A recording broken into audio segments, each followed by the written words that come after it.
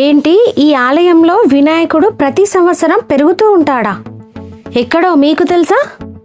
హనుమంతుడిలా దర్శనమిచ్చే సిద్ధి వినాయకుడు. హాయ్ అండి, అందరికీ నమస్తే. Welcome back to my channel Yadadri family Vihari. Hyderabad నుండి బీదర్కి వెళ్లే మార్గంలో మొదట కేతకి సంగమేశ్వర స్వామి ఆలయాన్ని దర్శనం చేసుకొని ఇప్పుడు రెండవ ఆలయమైన ప్రసిద్ధి చెందిన సిద్ధి వినాయక క్షేత్రానికైతే వెళ్తున్నామండి. ఈ టెంపుల్ కేతకి సంగమేశ్వర స్వామి దేవాలయానికి కేవలం 16 కిలోమీటర్ల దూరంలోనే ఉంటుందండి. తెలంగాణలోనే తొలి సిద్ధి వినాయక ఆలయంగా ప్రసిద్ధి చెందింది. ఏటేటా పెరుగుతున్న ఈ సిద్ధి వినాయక స్వామి వారి ఆలయం యొక్క విశేషాలు ఈ వీడియోలో చెప్పుకుందాం. మా వీడియోని ఎక్కడ స్కిప్ చేయకుండా చూడండి, లైక్ చేయండి, షేర్ చేయండి, సబ్స్క్రైబ్ చేసుకోండి. ఫస్ట్ టైం మా ఛానల్ని చూస్తున్నట్లయితే తప్పకుండా సబ్స్క్రైబ్ చేసుకోండి. దక్షిణాభిముఖంగా ప్రతి సంవత్సరం పెరిగే గణపతి విగ్రహం ఈ దేవస్థానంలో చూడవచ్చు. 200 ఏళ్ల నాటి ప్రాచీన గణపతి క్షేత్రం. సింధూర వర్ణంలో హనుమంతుడిలా దర్శనమిచ్చే అద్భుతమైన ఆలయం. కోరిన కోరికలు తీర్చే ఏకదంతుని నిలయం. మన తెలంగాణలోనే మొట్టమొదటి సిద్ధి వినాయక క్షేత్రంగా ప్రసిద్ధికెక్కిందండి ఈ దివ్య ఆలయం, రేజింతల్ సిద్ధి వినాయక ఆలయం. ఇప్పుడు మనమైతే ఆ ఆలయానికి అయితే వెళ్ళబోతున్నాము. ఇది ఎక్కడో లేదండి, సంగారెడ్డి జిల్లా న్యాలకల్ మండలం రేజింతల్లో ఉంది ఈ గణపతి క్షేత్రం. కర్ణాటక సమీపంలోని ప్రాచీన క్షేత్రాలలో రేజింతల్ సిద్ధి వినాయక స్వామి ఆలయం కూడా ఒకటి. దాదాపు 200 ఏళ్ల క్రితం ఈ ఆలయం నిర్మాణం జరిగిందని ఆలయ చరిత్ర ద్వారా మనకు తెలుస్తుంది. రేజింతల్ సిద్ధి వినాయకుడు ఏటేటా పెరుగుతూ ఉంటాడని భక్తులు నమ్ముతూ ఉంటారు. దానికి నిదర్శనంగా ప్రతిష్ఠించినప్పుడు 2.5 అడుగుల ఎత్తు, 3 అడుగుల వెడల్పు ఉన్న స్వామివారి విగ్రహం ప్రస్తుతం ఎత్తు 5.5 అడుగుల ఎత్తు, 6 అడుగుల వెడల్పు అయిందని భక్తులు చెబుతూ ఉంటారు.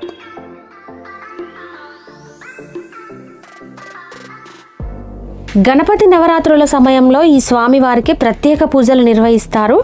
పుష్యశుద్ధ పాడ్యం నుండి పుష్యశుద్ధ చతుర్థి వరకు స్వామివారి జన్మదినోత్సవాన్ని అత్యంత వైభవోపేతంగా జరిపిస్తారండి. ఏటా అంగారక చతుర్థి పర్వదినం రోజున వేల సంఖ్యలో భక్తులు పాదయాత్రలో తరలివచ్చి ఈ స్వామివారిని దర్శించుకుంటారట. ఎంతో అద్భుతమైన మహిమాన్వితమైన క్షేత్రం అండి. విద్య, ఉద్యోగ, సంతాన, వివాహ సంబంధిత కోరికలు నెరవేరడానికి స్వామివారి చుట్టూ 108 ప్రదక్షిణలు చేసి స్వామివారిని దర్శనం చేసుకుంటే వారి యొక్క కోరిక తప్పకుండా నెరవేరుతుందని భక్తులు నమ్ముతూ ఉంటారండి. చాలామంది భక్తులు ప్రదక్షిణ అయితే చేస్తూ ఉన్నారండి.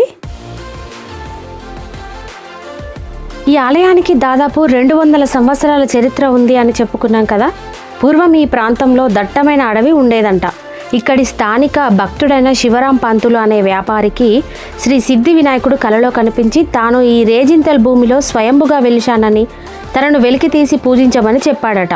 స్వామివారు కలలో చెప్పిన గుర్తుల ఆధారంగా వెతకగా ఇక్కడ భూమిలో నుంచి ఈ అద్భుతమైన సిద్ధి వినాయక విగ్రహం బయటపడింది.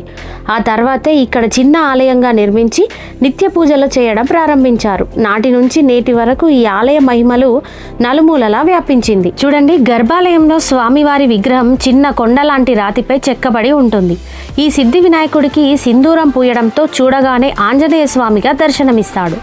సిద్ధి వినాయకుని పైన ఉన్న చిత్రం ఎంతో ఆకర్షణీయంగా ఉంటుంది. వెనుక సువర్ణ మకర తోరణం, కింద రజత మకర తోరణంతో పాటు సూక్ష్మ గణపతి విగ్రహం మనకు దర్శనమిస్తాయి. స్వామివారి దర్శనం ఎంతో అద్భుతంగా ఉంటుంది. ఆలయంలో స్వామివారు దక్షిణముఖంగా ఉండడంతో పాటు స్వామివారిని దర్శించుకున్న 4 రోజులలోనే కోరికలు నెరవేరుతాయని భక్తుల నమ్మకం. ఈ ఆలయానికి కర్ణాటక, మహారాష్ట్ర, ఆంధ్రప్రదేశ్ రాష్ట్రాల నుండి భక్తులు స్వామివారి దర్శనానికి వస్తూ ఉంటారు. ఈ క్షేత్రంలో సంకట చతుర్థి వేడుకలు ఎంతో ఘనంగా నిర్వహిస్తారు.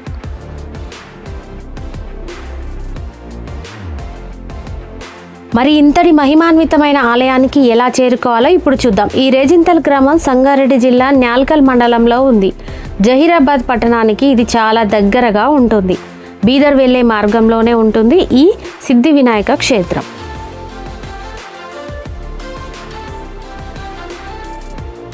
చూశారు కదా, స్వయంభుగా వెలిసిన రేజింతల్ సిద్ధి వినాయక ఆలయ విశేషాలు.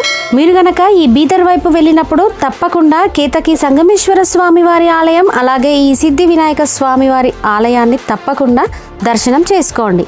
ఆ సిద్ధి వినాయకుడి ఆశీస్సులు మనందరికీ ఉండాలని కోరుకుంటూ మా వీడియో కనుక నచ్చితే ఒక్క లైక్ చేయండి, మీ ఫ్రెండ్స్ అండ్ ఫ్యామిలీకి షేర్ చేయండి. అలాగే మా ఛానల్ని తప్పకుండా సబ్స్క్రైబ్ చేసుకోండి.